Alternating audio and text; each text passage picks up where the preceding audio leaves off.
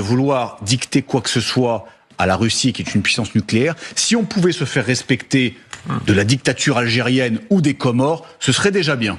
On va peut-être arrêter toutes ces diversions sous prétexte de débat national pour rappeler que là, on joue quand même un enjeu, le premier qui est la guerre en Ukraine, et le deuxième qui est la sécurité de l'Europe. Il faut quand même se rappeler qu'en 3 ans de guerre, Vladimir Poutine nous a menacé 130 fois d'attaques nucléaires. Le sujet, c'est que l'armée de Poutine, quand elle sera rééquipée grâce au cessez-le-feu, parce qu'elle a besoin de 2 ou 3 ans pour se réarmer, n'a pas de marche arrière. Donc on sait qu'elle reprendra sa guerre contre l'Ukraine et que probablement, comme l'a annoncé Poutine, il s'en prendra aux pays baltes, à la Pologne, voire à tous. On peut faire l'autruche, comme le propose le Rassemblement national. Notre inquiétude, qui est partagée par tous les analystes militaires européens, ceux qui ont une culture militaire. Je rappelle que ce livre, c'est pour donner un peu de culture militaire, et donc je le recommande en particulier à Julien Audoul. Par contre, ce qui m'interroge, c'est votre absence de culture militaire, et surtout la mise en danger que vous faites aujourd'hui en ne comprenant pas que si nous ne nous unissons pas au niveau européen,